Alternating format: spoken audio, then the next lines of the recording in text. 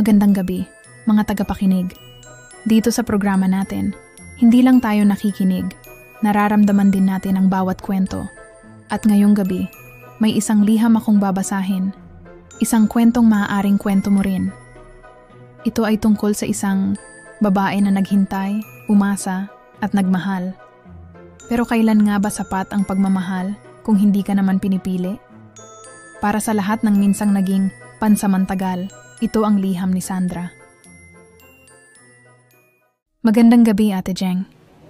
Ilang segundo akong tumigil bago ipagpatuloy ang pagsusulat. Hindi ko alam kung paano ko sisimulan ang kwentong ito.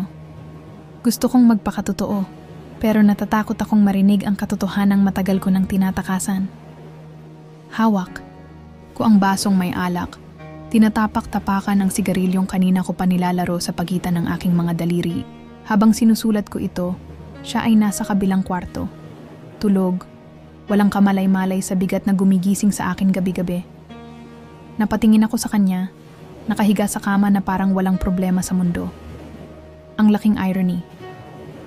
Ako, gising, binubuo, ang mga salitang sana'y matagal ko nang nasabi. Huminga ako ng malalim at ipinagpatuloy ang aking liham. Nagmahal ako ng isang lalaking hindi ako kayang mahalin pabalik. Minsan iniisip kong kasalanan ko rin naman ito. Sinadya ko kasing bumagsak sa kanya kahit alam kong walang sasalo. Pero paano mo pipigilan ang sarili mong humiling ng isang bagay na kayang ibigay ng katawan, pero hindi ng puso? Naalala ko ang unang gabi naming magkasama. Mainit ang hininga niya sa aking balat habang pabulong niyang tinatawag ang pangalan ko. Iba ang hawak niya. Hindi lang basta pagnanasa, kundi pag-angkin. Nasa paraan ng paghalik niya sa leeg ko, sa paghagod ng palad niya, sa bawat sulok ng katawan kong tila kabisado na niya. Sandra. Isa lang ang pangalan ko, pero sa kanya, iba ang tunog. May kapit. May hatak. May kung anong pinanghahawakan. Kada gabi, siya ang tahanan ko. Sa bawat halik, sa bawat haplos, nakakalimutan kong wala kaming kasiguraduhan. Tuwing magkasama kami, hindi ko na itatanong kung mahal niya ba ako. Dahil saglit akong naniniwala na, baka oo. Pero, tapos na ang gabi, at kailangan ko nang harapin ang araw. Dahil kahit gaano kami kainit sa dilim, palaging malamig ang umaga. Wala siyang sinasabing I love you. Hindi niya ako ipinapakilala bilang girlfriend. Kahit kailan, hindi niya ako pinanghawakan sa paraan ng isang lalaking takot akong mawala. At ngayon, sa harap ng papel na ito, hindi ko na kayang manahimik. Mahal kita, Daniel. Isinulat ko ito ng buo, walang edit, walang takot. Pero may kasunod ang kumpisal ko. Pero bukas, aalis na ako. Gusto mo bang umakyat? Mali ang tanong. Dapat tinanong ko kung gusto niyang manatili. Pero hindi ko rin alam kung ano ang sagot na gusto kong marinig. Tumigil si Daniel sa tapat ng pintuan ko. Hawak ang susi ng motor niyang kanina lang ay umaandar sa ilalim ng katawan naming magkadikit sa likuran. Hindi siya agad sumagot. Pero ang mga mata niya, mga matang ilang beses ko nang pinangarap na maging akin, ay hindi bumitiw sa akin. Sandra, sigurado ka? Isang tanong na nagpagalaw ng buong mundo ko. Sigurado ba ako? Hindi. Pero gusto ko siya. Gusto ko kung paano niya ako titigan, na parang ako lang ang babae sa paligid, kung paano siya tatawa kapag sinasabi kong corny ang mga jokes niya. Gusto ko ang amoy ng pabango niyang kumakapit sa hangin, ang init ng palad niyang minsan, nang sumayad sa balat ko. Hindi sinasadya, pero sapat para sunugin ang sarili kong mga tanong. Sigurado ba ako? Wala akong sagot. Pero binuksan ko ang pinto at pumasok siya. Nagising akong nakayakap sa kanya.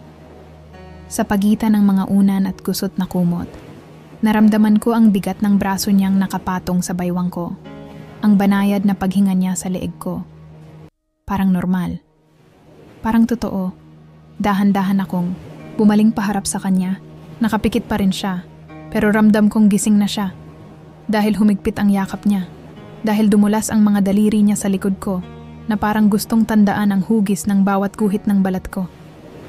Kanina mo pa ako tinititigan. Napangiti ako. Hindi siya nagmulat ng mata. Pero nasa mukha niya ang pang-aasar. Hindi naman, bulong ko. Ngumiti rin siya, saka hinila ako palapit.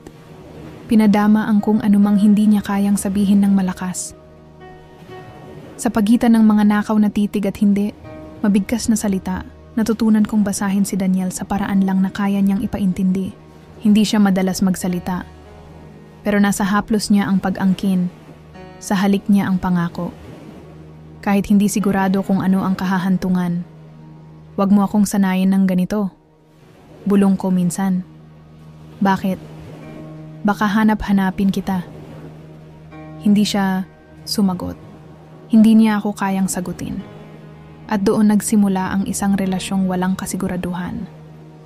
Sa bawat gabi ng hindi malinaw na tanong, sa bawat madaling araw na hindi namin kailangang ipaliwanag kung ano kami, sa pagitan ng mga nakaw na yakap at hindi malinaw na kasunduan, sinimulan kong mahalin ang isang lalaking hindi ko alam kung kailan mawawala. Pero sa bawat pag-init ng gabi, dumadating ang malamig na umaga. At sa umagang ito, mag-isa akong nagising. Walang braso sa baywang ko. Walang Daniel na nakaakap sa akin. Tanging ang amoy niya ang naiwan sa unan at ang alaala ng isang gabing minsan ko nang inakalang magiging akin siya. Ano ba tayo, Daniel? Isang tanong. Isang tanong na kay tagal ko nang gustong itanong. Pero kay tagal ko rin kinatatakutan ng sagot. Nakahiga siya sa kama ko. Ang katawan niyang kabisado na ng mga daliri ko ay nakalatag sa ilalim ng kumot. Nakapatong, ang isang braso niya sa noo, nakapikit, tila nag-iisip kung paano sasagutin ang tanong na yon o kung sasagutin pa niya. Pero gusto kong malaman. Kailangan kong malaman. Huminga ako ng malalim at dahan-dahang gumapang palapit sa kanya. Hindi ko alam kung paano ipapaintindi sa kanya na hindi lang katawan ko ang gusto kong hawakan niya. Puso ko rin, pangalan ko rin, ang mismong pagkatao ko rin sana. Daniel. Hinaplos ko ang dibdib niya. Pinakiramdaman ang tibok ng puso niyang palaging tahimik, palaging mailap. Bumaba ang kamay niya sa baywang ko. Pababa sa hita ko, hinila akong palapit. Walang sagot, pero nasa haplos niya ang laging sinasagot niya. Ito ang paraan ni Daniel ng pagsagot. Sa tuwing tinatanong ko kung mahal niya ako, ang isasagot niya ay isang halik. Mapusok, puno ng panandali ang katiyakan. Sa tuwing hihilingin kong hawakan niya ako ng buo, isasagot niya ay mga daliring naglalakbay sa balat ko. Mga labing bumabasag sa takot kong mawala siya. Sa tuwing gusto kong marinig na ako lang, walang iba, ang isasagot niya ay ang paraan ng paghawak niya sa leeg ko, parang ako lang ang babaeng mahalaga sa kanya. Pero kailanman, hindi niya sinagot ng salita. Daniel, gusto kong marinig. Huminto siya. Pinuksan niya ang mga mata. Tinitigan ako sa paraang minsan ko nang inakalang sapat na. Sandra. Mababa ang boses niya, halos pakiusap. Pero walang sagot. Hinanap ko ang sagot sa mga mata niya, sa kilabot, sa balat ko, sa bawat haplos na hindi ko alam kung pagmamahal o panandali ang pangangailangan lang. Hindi mo ako kayang sagutin, no? Nanatili siyang tahimik. At sa katahimikan niya, sa kawalan ng salitang dapat sana'y nagpapanatag sa akin, doon ko naintindihan, ang katawan niya ay sa akin tuwing gabi. Pero ang puso niya, hindi kailanman naging akin. Dahan-dahan akong umatras. Inalis ko ang kamay ko sa dibdib niya, marahang tumayo mula sa kama. Hindi ko na kaya, Daniel. Napapikit siya, pinigil ang buntong hininga. Tila hindi niya gusto ang narinig niya, pero wala siyang ginawa para pigilan ako. Ako na lang palagi ang nagpapahalaga. Ako na lang palagi ang naghihintay ng sagot. Ngayong nakuha ko na, kahit hindi niya sinabi ng direkta. Mas masakit pala. Umalis ako, pero hindi ibig sabihin hindi ko siya hinanap. Nang gabing iyon, habang naglalakad ako sa kalsada ng Quezon City, naramdaman kong para akong isang asong napagod sa kakahabol. Ilang taon na ba? Ilang taon akong kumapit sa pag-asang, isang araw, magigising siyang, ako rin pala ang gusto niya? Pero hindi iyon nangyari. Kaninang umaga, Nagising akong wala siya sa tabi ko. Alam ko namang hindi siya mahilig magpaiwan, pero gusto ko pa ring umasa na isang araw, pagdilat ko, andoon, siya gising nakangiti at nagsasabing, "Hindi na kita pakakawalan." Pero hindi. Pagbalik ko sa bahay, wala akong natanggap na tawag. Walang text. Walang kahit ano. At sa unang pagkakataon, hindi ako bumalik. Hindi ko tinanggap ang tawag niya kinagabihan. Hindi ako sumagot nang dumaan siya sa bahay, paulit-ulit na tinatawag ang pangalan ko. "Sandra, please." Naririnig ko siya sa labas ng pinto. Ramdam ko ang tensyon sa bawat pagkatok niya, ang desperasyon sa boses niyang noon ko lang narinig ng ganito. Pero kahit pa ang katawan ko ay nangungulila sa kanya, pinigilan ko ang sarili ko. "Alam kong nandyan ka, pwede ba? Mag-usap tayo." Pinikit ko ang mga mata ko.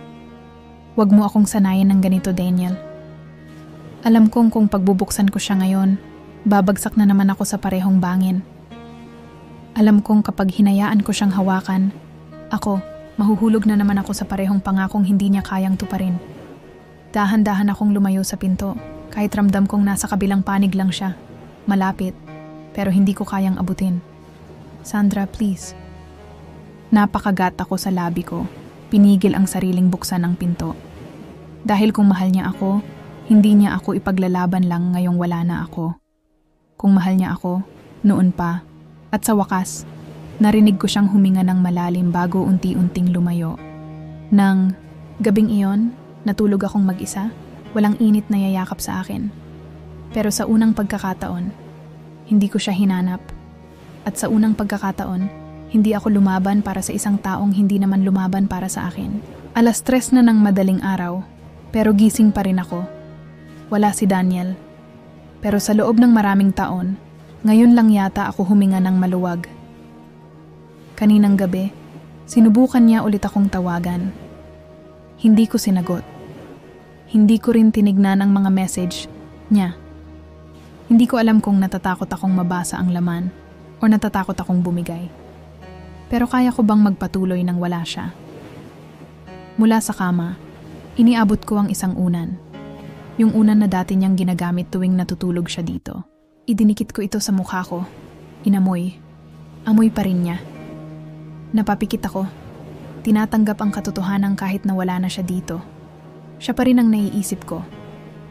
Dati, iniisip ko kung paano niya ako hinahawakan. Yung paraan ng mga daliri niyang gumuguhit.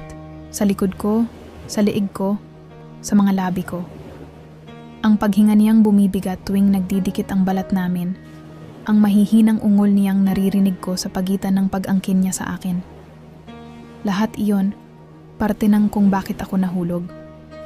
Pero ngayon, gusto ko nang matuto kung paano maging buo nang wala siya. Bumangon ako, lumabas ng kwarto, at tinungo ang bintana. Dinama ang malamig na hangin ng madaling araw. Ito ang buhay ko bago dumating si Daniel. Tahimik, magulo, pero akin. Maaari ba akong bumalik sa ganitong buhay? Paano ko sisimulan ang isang bagong umaga na wala na siya? Gumapang ang daliri ko sa labi ko. Naaalala ang huling beses na hinalikan niya ako. "Daniel." Pabulong ko siyang tinawag kahit alam kong wala na siya rito. Pero ang sagot, katahimikan. At doon ko lang napagtanto. Hindi lang siya ang nawala. Ako rin. At kung gusto kong buuin ang sarili ko ulit, kailangan ko nang itigil ang paghahanap sa kanya sa bawat madilim na sulok ng gabi. Kailangan ko nang hanapin ang sarili ko.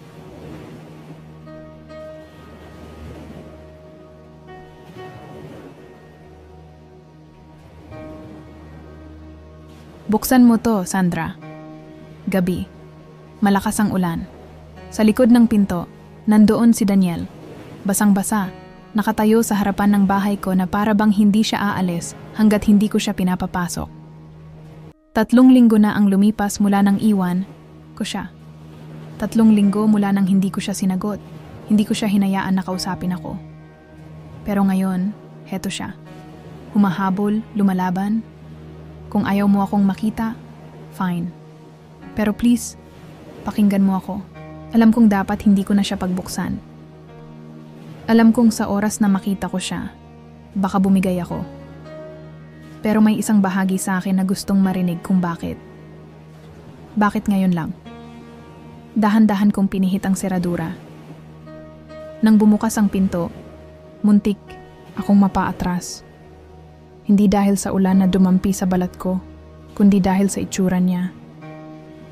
Pulang-pula ang mga mata ni Daniel, magulo ang buhok, basang-basa ang suot niyang puting polo na dumikit sa balat niya. Humakbang siya papasok. Hindi ako. Tinanggalan ng tingin. Anong ginagawa mo rito? Tanong ko, pero mahina. Ikaw, Sandra. Sagot niya agad. Walang pag-aalinlangan. Ikaw ang ginagawa ko rito. Lumunok ako. Pinilit gawing matigas ang sarili ko. Huwag kang bibigay, Sandra. Kung ngayon mo lang naisip habulin ako, ibig sabihin noon, kaya mo akong pakawalan. Hindi ko alam kung nasaktan ko siya sa sinabi ko. Pero, ang alam ko, sa loob-loob ko, gusto kong masaktan siya. Gusto kong malaman niyang hindi ganito kadaling bumalik sa buhay ko. Hindi, sagot niya, mabilis, mariin. Humakbang siya palapit, masyadong malapit. Naamoy ko ang pabango niya, kahit humalo, nasa ulan. Mali ka, hindi ko lang noon alam kung paano. Pero ngayong wala ka na, Sandra, hindi ko kaya. Hindi ko alam kung siya ba ang lumapit sa akin o ako ang hinila niya. Pero bago ko pa namalayan, nasa pagitan na kami ng pinto. Siya, nakayuko sa akin. Ang mukha namin ilang pulgada lang ang layo. Namimiss kita. Isang bulong lang. Pero parang ako ang bumagsak. Gusto kong lumayo. Gusto kong sabihin na huli na ang lahat. Pero sa paghaplos ng kamay niya sa pisngi ko, sa paraan ng pagpikit niya na parang ako lang ang kaya niyang makita sa mundo, bumigay ako. Hinawakan niya ang baywang ko, hinila ako palapit, at naglapat ang mga labi namin sa isang halik na halos ikalugmok ko. Walang tanong, walang sagot, puro init, puro pangungulila. Pero sa likod ng lahat ng ito, may tanong pa ring bumabagabag sa akin. Kung mahal niya ako, bakit kailangang mawala pa ako bago niya ito maramdaman? Nagising akong yakap niya. Mabigat ang braso niyang nakapulupot sa baywang ko. Ang hininga niya malalim, parang natatakot na kapag binitiwan ako, mawawala ako ulit. Pero hindi na ako yung Sandra noon. Dahan-dahan kong hinaplos ang kamay niya, saka marahang inalis ang sarili ko sa yakap niya. Bumangon ako, nagsuot ng robe at tumayo sa harap ng bintana. Gising ka na? Lumapit si Daniel sa likod ko. Ramdam ko ang init ng katawan niya, ang malamig na dampi ng labi niya sa balikat ko. Pero, hindi na ako pumikit para damhin ito. Ano tayo ngayon, Daniel? Narinig kong bumuntong hininga siya. Alam kong ito ang tanong na hindi niya matakasan. Ikaw lang naman ang gusto ko, Sandra. Pero kaya mo ba akong ipaglaban? O kaya mo lang ako gustuhin kapag nawawala ako? Naramdaman kong humigpit ang yakap niya sa akin. Huwag mo akong yakapin ng ganito. Kung hindi mo kayang panindigan, gusto kong sabihin. Daniel, sabihin mo sa akin ng direkta. Mahal mo ba ako? Tahimik siya. Tahimik siya sa tanong na ilang taon ko nang gustong marinig ang sagot. Bumitiw ako sa yakap niya. Dahan-dahan, akong humarap sa kanya. Tumitig siya sa akin. Pero hindi siya sumagot. At doon ko naintindihan. Hindi siya natatakot sa commitment. Hindi siya natatakot na mahalin ako. Natatakot siyang mawala ang laya niya. Na baka kapag pinili niya ako, mawawala ang sarili niyang mundo. Sandra, ngumiti. Ako kahit gustong-gusto kong umiyak. Mahal kita, Daniel. Pero gusto kong mahalin ako sa paraang hindi ko kailangang ipaglaban ang sarili ko sa'yo. Kinuha ko ang kamay niya, hinawakan ito ng mahigpit. Huling pagkakataon. Kaya mo ba akong mahalin ng walang takot? Dahan-dahan niyang binitiwan ang kamay ko at alam ko na ang sagot.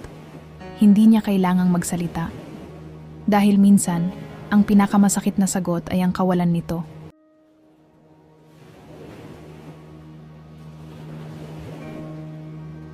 Naglalakad ako sa kahabaan ng QC. Ang malamig na hangin ng madaling araw dumadampi sa balat ko. Hindi ko alam kung bakit ko pinili pang maglakad. Pero siguro, ito ang huling beses na mararamdaman ko ang sakit na ito. Ang bigat sa dibdib na unti-unti ko nang tinatanggap. Nasa kama pa si Daniel, kaninang iniwan ko siya. Tulog, tahimik, walang kamalay-malay na iyon na ang huling beses na makikita niya ako sa umaga. Hindi ko siya ginising dahil natutunan ko na kung mahal ka talaga ng isang tao, hindi mo na kailangang ipaalala sa kanya ang halaga mo. Hindi mo kailangang gisingin siya para iparamdam kung gaano ka kahalaga.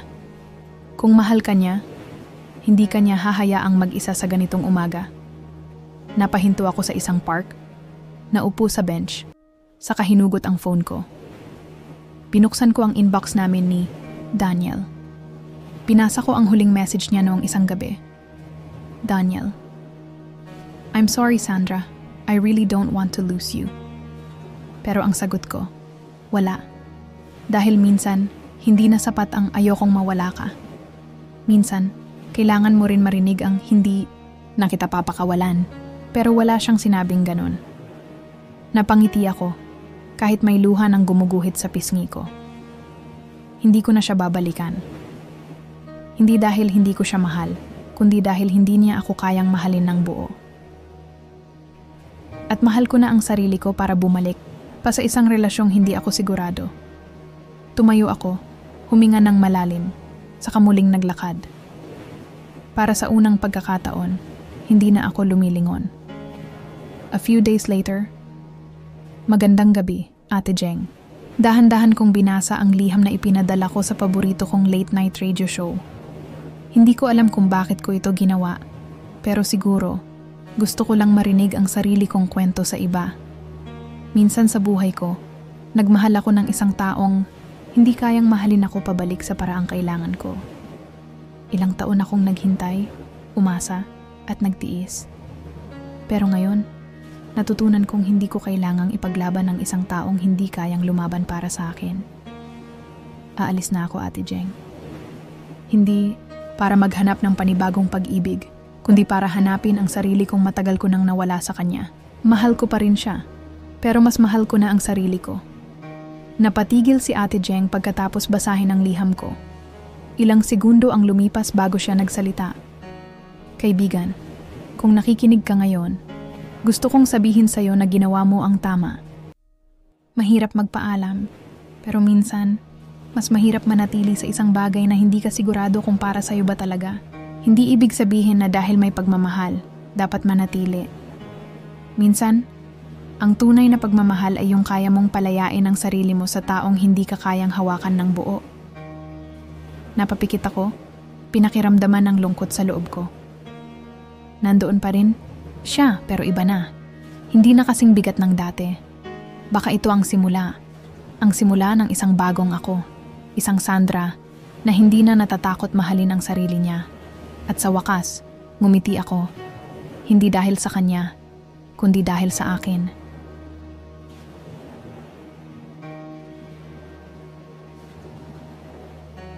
Mga tagapakinig, hindi lahat ng pagmamahal ay may happy ending. Minsan, ang pinakamahirap tanggapin ay ang katotohanan kahit gaano mo kamahal ang isang tao, hindi niya kayang ibigay ang pagmamahal na deserve mo. Pero hindi ibig sabihin ng pagtatapos ay pagkatalo. Minsan, ang tunay na pagmamahal ay ang pagpili sa sarili. Kahit masakit, kahit mahirap. Para kay Sandra at sa lahat ng nagmahal ng sobra pero hindi pinili, ito ang paalala. May pag-ibig na pangmatagalan at may pag-ibig na pansamantagal. Alin doon ang para sa'yo?